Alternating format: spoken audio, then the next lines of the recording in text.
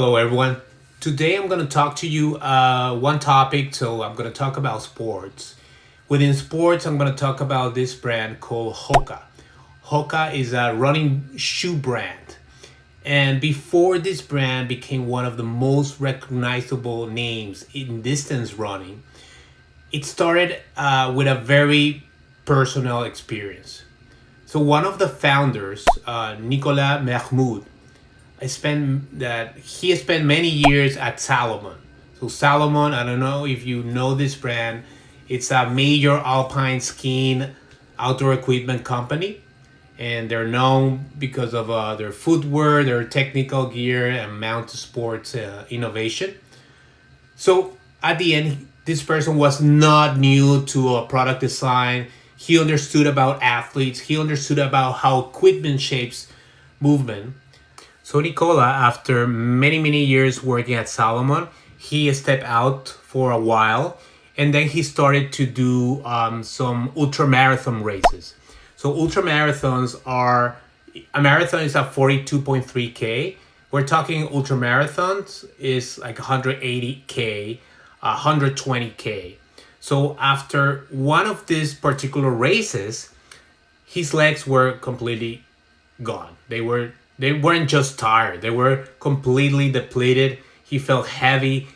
Felt completely overwhelmed about that repetitive pounding of downhill impacts. So that joy of running was gone, was completely gone. So at that moment, he started to ask, why does it have to be this way?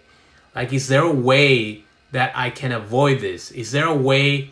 Is it endurance or is it impact that really prevents you to enjoy running? So that's really where the story truly begins. So Nicola, after this race, started thinking, okay, what are the questions that I need to ask myself in order to make a better product? What are the variables I need to optimize? So he started to look around, he started to go to trade shows, and he was able to find that there was a new trend going on. So, for example, there were other sports that were going bigger and bigger for a good reason. For example, golf drivers had grown in size to increase forgiveness and consistency. Like tennis rackets had a larger head size to create a bigger sweet spot. Even the skis that he made at Salomon were getting wider just to improve the stability and control in challenging terrain. So bigger at the end wasn't automatically worse. In cases, bigger meant more performance. And the real question for Nicola was that what if cushioning doesn't slow you down? What if it actually helps you sustain speed over distance?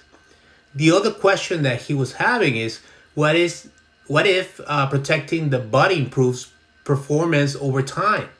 So that shift in questioning opened the door to something radically different. After all these questions, Nicola came up with an unconventional solution. He thought, okay, if I'm running downhill and I have all this repetitive impact, I need a shoe that can absorb that energy, not less. And that's how he was able to come up with an oversized midsole. But the challenge was that the market was looking for something different, was looking for something minimalism. They were looking for something almost like a barefoot style. So less components, lighter components. And at the end, when they saw these shoes, they thought, okay, this is completely exaggerated. This is just too much. And they really thought they were ridiculous. So the adoption didn't start with the retailers. It started with the athletes. The athletes were curious and they started to wear them for the big races.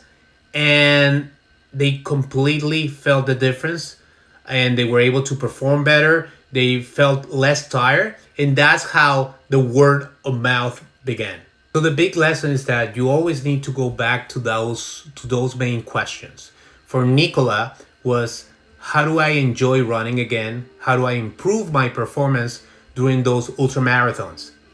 And that's how he was able to bring new technology, product innovation, and at the end, that's how Hoka really was created.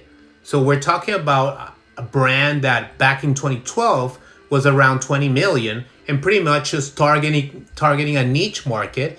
And nowadays, the most recent fiscal is around 1.8 billion dollars.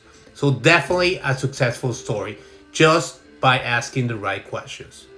So thank you for your time. I hope you loved the episode. Please let me know what are your comments.